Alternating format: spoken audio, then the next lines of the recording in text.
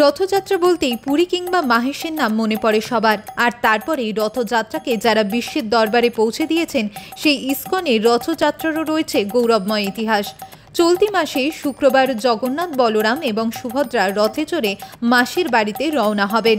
সেই রথযাত্রাকে কেন্দ্র করে ইতিমধ্যেই গোটা রাজ্যের বিভিন্ন প্রান্তে শুরু হয়েছে সাজো সাজো রব। শহর কলকাতায় বেশ কয়েক মাস ধরেই চলছে এই ইসকন রথযাত্রার প্রস্তুতি। ইসকনের রথযাত্রাকে কেন্দ্র করে প্রত্যেক বছর বেশ কয়েক লক্ষ মানুষের ভিড় হয় ইসকনের রথে। এবছর ইসকনের রথ 54 বছরে পা দিয়েছে। গত 4 দশকেরও বেশি সময় ধরে ইসকনের রথের চাকা হিসেবে ব্যবহার করা হচ্ছে বোয়িং 747 বিমানের চাকা। এবছর তারা ব্যবহার করবে সুখোই M30 যুদ্ধ বিমানের চাকা। জয় জগন্নাথ। তো এই বছর একটা খুব ইম্পর্টেন্ট আপডেট হয়েছে জগন্নাথ রথের। আপনারা নিশ্চয়ই জানেন 48 বছর থেকে বোয়িং 747 মডেলের, যেটা ওয়ার্ল্ডের সবথেকে বড় one of the biggest plane থাকে, ওর চাকা লাগানো ছিল জগন্নাথ রথে, 4টে চাকা বোয়িং 747 মডেলের। তো আমরা লাস্ট প্রায় 23 বছর থেকে আমরা খুঁজছিলাম রিপ্লেসমেন্ট, কেন কি ও চাকাটা পুরনো হয়ে গেছিল। ফাইনালি এই বছর আমরা চাকাটা খুঁজতে পেয়েছি আর পেয়েও গেছি। এটা হচ্ছে সুখোই 30, যেটা বিমান হয় ওয়ার্ল্ডের সব থেকে পপুলার আর টেকনোলজিক্যালি খুব অ্যাডভান্স যে ফাইটার প্লেন সুখোই 30, ওর চাকা আমরা সংগ্রহ করতে পারলাম।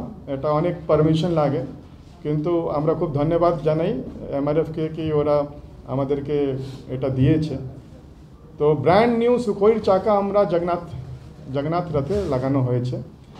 আজকে আমরা প্রেস কনফারেন্সে পরে বোয়িং 747 প্রায় 48 বছর ভগবানের সেবা করেছে, তো ওর ফেয়ারওয়েল দেওয়া হবে। আমরা জানি কি আমাদের সনাতন ধর্মে অনেক 4টে আশ্রম থাকে, তো প্রায় 50 বছর সেবা করেছে বোয়িং 747। তো আজকে রিটায়ারমেন্ট দেওয়া হবে। আর আমাদের ইসকন নিউ টাউনের অনেক বড় যখন মিউজিয়াম হবে, ওখানে মন্দির হবে, ওখানে আমাদের একটা মিউজিয়াম করা হবে। এসব চাকাগুলো আমরা ওখানে রাখবো। আজ বিশ্বের 150টিরও বেশি দেশে প্রায় 4000-এরও বেশি জায়গায় সাড়ম্বরে ইসকনের রথযাত্রা পালন করা হচ্ছে, যার শুভ সূচনা হয়েছিল 1967 সালে। পুরীর রথের মতন কলকাতার ইসকনের রথেও রয়েছে বেশ কিছু বৈশিষ্ট্য। এই রথের উচ্চতা 38 ফুট। এমন করে ফোল্ডিং ছাউনি ব্যবহার করা হয়েছে যা কলকাতার রাস্তায় চলাচলের পক্ষে বিশেষ উপযোগী। প্রতি বছরের মতন এবছরও শুক্রবার বেলা 1টা থেকে নির্দিষ্ট গন্তব্যের পথে রথযাত্রা শুরু হবে। শেষ হবে ব্রিগেড প্যারেড গ্রাউন্ডে। 28 জুন থেকে 4 জুলাই পর্যন্ত পার্ক স্ট্রিট মেট্রোর বিপরীতে অবস্থান করবেন জগন্নাথ, বলরাম ও সুভদ্রা। কলকাতার ইসকনের রথযাত্রা উপলক্ষে যেমন মেলা বসবে, তেমনি বহু বিশিষ্ট ব্যক্তিবর্গ উপস্থিত থেকে এই উৎসবকে আরও সমৃদ্ধ করে তুলবেন। Bureau report, News Poll Bangla.